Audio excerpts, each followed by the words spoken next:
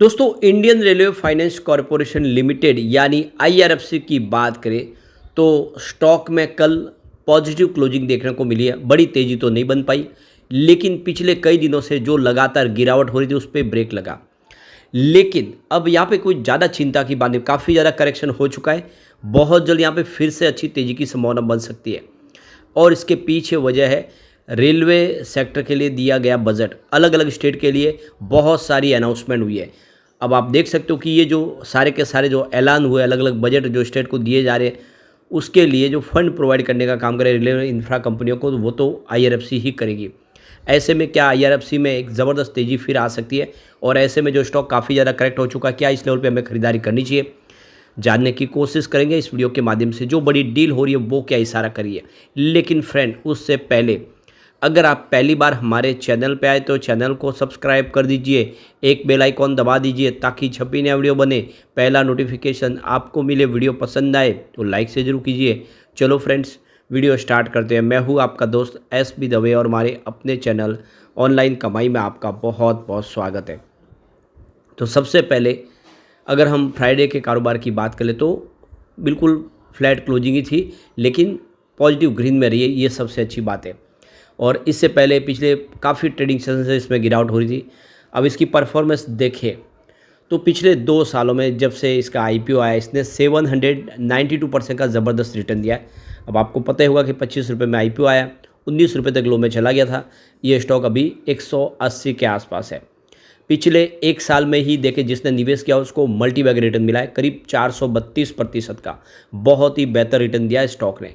लेकिन पिछले 6 महीनों में यहाँ पे कोई खास शानदार तेज़ी नहीं बनी है।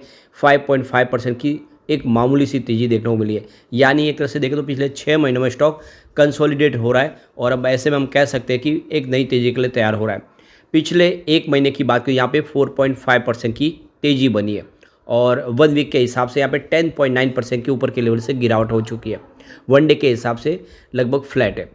अब यहाँ पे देख सकते हो कि इस रेलवे बजट के दौरान बहुत सारे अलग अलग ऐलान हुए, जिसमें आप देख दो कि रेलवे सेक्टर ने करीब गुजरात के लिए 8,743 करोड़ के बजट का ऐलान किया है, जिसमें आप देख दो कि करीब 224 किलोमीटर नए ट्रैक बिछाए जाएंगे गुजरात में और अहमदाबाद के जो रेलवे स्टेशन है उनको अमृत स्टेशन के तौर पे वापस रीडेवलप किया जाएगा।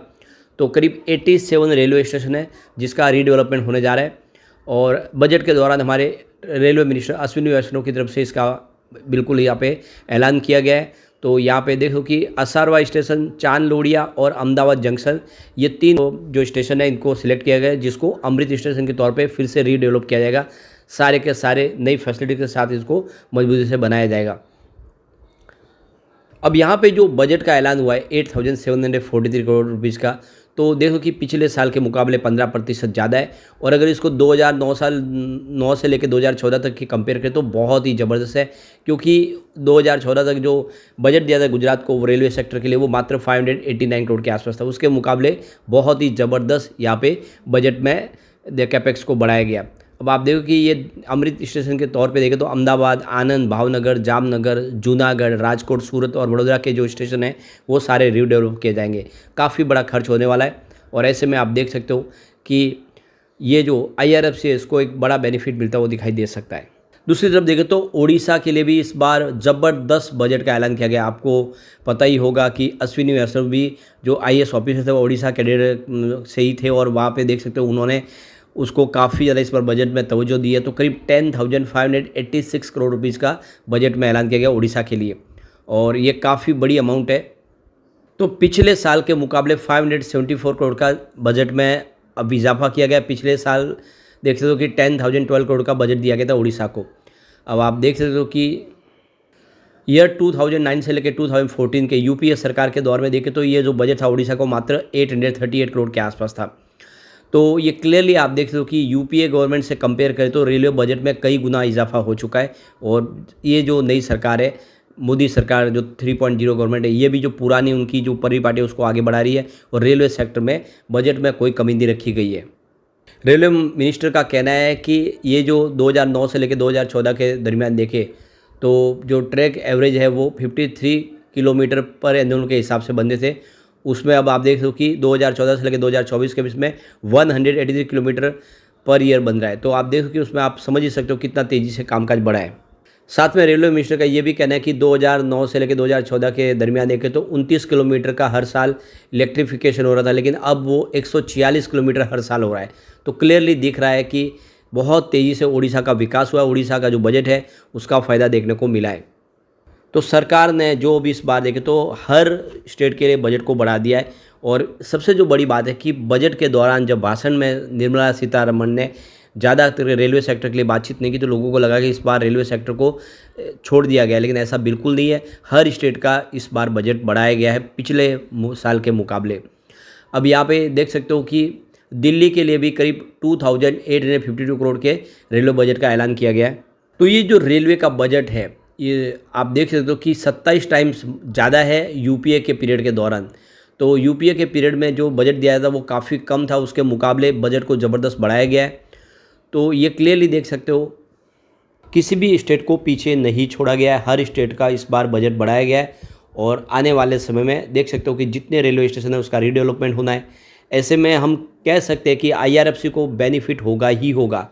इस समय भले ही प्राइस थोड़ी सी दबाव में हो, लेकिन आने वाले समय जब ये सारे प्रोजेक्ट शुरू हो गए उसके लिए फ़ंड प्रोवाइड करने का काम आईआरएफसी करेगी, तो उसकी प्राइस डेफिनेटली बढ़ेगी। और इसीलिए एक लॉन्ग टर्म के नज़रिए के साथ में आईआरएफसी में ख़रीदारी का अच्छा मौका है, क्योंकि स्टॉक काफ़ी ज़्यादा करेक्ट हो चुका है। सबसे जो बड़ी बात है कि न्यू दिल्ली रेलवे स्टेशन को पूरी तरह से रीडेवलप किया जा रहा है और इसको एक मल्टी मॉडल ट्रांसपोर्टेशन हब बनाया जा रहा है, जिसमें हर तरह की कनेक्टिविटी होगी। जिसमें आप देखिए रेलवे स्टेशन को city bus, blue line metro, airport express metro, इन सब से जोड़ा जा रहा है।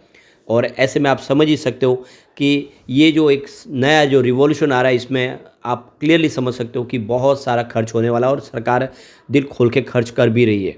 दूसरी तरफ देखें तो यहाँ पे इस बार महाराष्ट्र के लिए देखते हुए सरकार ने करीब 15,940 करोड़ के बजट का ऐलान किया है।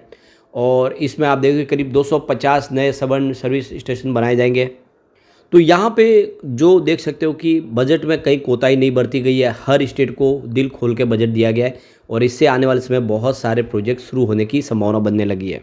तो यहाँ पे देखो कि पुणे रेलवे स्टेशन का जो बर्डन है, जो बहुत ज़्यादा हाई ट्रैफिक की वजह से, उसको कम करने के लिए नए टर्मिनल बनाए जा रहे हैं, जिसमें उरेली, शिवाजी नगर, इसके अलावा हड़ा पसार और खड़की में भी देखो करीब 81,000 करोड़ रुपये का खर्च करके ये सारे के सारे नए स्टेशन को रीडेवलप किया जा रहा है, जिससे आने वाले समय लोगों को सुविधा हो। इसके अलावा इलेक्ट्रिफिकेशन के ऊपर तेज़ी से काम हो रहा है।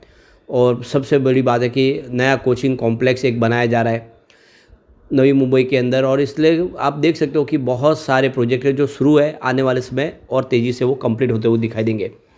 अब ये देख सकते हो कि फाइनेंशियल 2024-25 के दौरान यहाँ पे देख सकते हो कि जम्मू कश्मीर के लिए अगर आप देखें तो 3,694 करोड़ के बजट का ऐलान किया गया है। इसके अलावा 5,131 करोड़ रुपीज़ का जो बजट है वो उत्तराखंड को दिया गया है। और 19,848 करोड़ रुपीज़ का जो बजट है वो उत्तर प्रदेश के लिए रखा गया, क्योंकि उत्तर प्रदेश काफ़ी बड़ा राज्य है। इसके अलावा 2,698 करोड़ रुपीज़ की रकम का जो ऐलान है वो हिमाचल प्रदेश के लिए किया गया है। और 2,582 करोड़ रुपीज़ की जो रकम है वो देख सकते हो कि दिल्ली के लिए रखी गई है। और राजस्थान के लिए है 9,959 करोड़ रुपीज़ की रकम, वो राजस्थान के लिए होगी। और इसके अलावा देखिए 10,376 करोड़ रुपीज़ का जो खर्च होगा वो नॉर्थ ईस्ट के लिए होगा। तो ये जो रेलवे के ऐलान है ये सारे साबित कर रहे हैं कि आने वाले समय में आईआरएफसी में एक शानदार तेज़ी आ सकती है और इसमें आपको निवेश करना चाहिए। अब कुछ डील हुई, हम डील की तरफ चलते हैं। तो सुबह 9:15 पर 185 की प्राइस से 2,24,000 शेयरों की खरीदारी हुई। तो उसी समय 9:15 पर 186 की प्राइस से 2,14,000 शेयरों की खरीदारी और हुई। उसके बाद उसी समय 9:15 पर 185 की प्राइस से 2,33,000 शेयरों की बिकवाली हुई। तो फिर 9:15 पर 185 की प्राइस से 2,56,000 शेयरों की एक शानदार खरीदारी और हुई। फिर 9:22 पर 187 की प्राइस से 1,99,000 शेयरों की खरीदारी और हुई। उसके बाद 9:44 पर 185 की प्राइस से 1,87,000 शेयरों की एक बिकवाली हुई। तो 10:15 पर 184 की प्राइस से 1,93,000 शेयरों की एक बड़ी खरीदारी और हुई।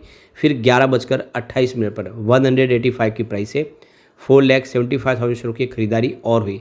फिर 3:04 पर 183 की प्राइस से 1,84,000 शेयरों की एक बिकवाली हुई।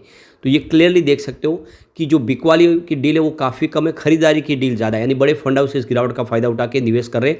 इसीलिए आपको डरना नहीं चाहिए, बल्कि मौके का फायदा उठा के लॉन्ग टर्म के लिए निवेश कर लेना चाहिए। ये स्टॉक आने वाले समय कमाल कर सकता है। लेकिन फ्रेंड, कोई भी इन्वेस्टमेंट करने से पहले अपने फाइनेंशियल एडवाइजर से बड़े ले ले या अपना खुद का रिसर्च करें, क्योंकि मैंने वीडियो आपके एजुकेशनल पर्पज़ के लिए ही बनाया। वीडियो पसंद आए तो लाइक शेयर जरूर कीजिए और चैनल को सब्सक्राइब कर दीजिए। Thank you friends.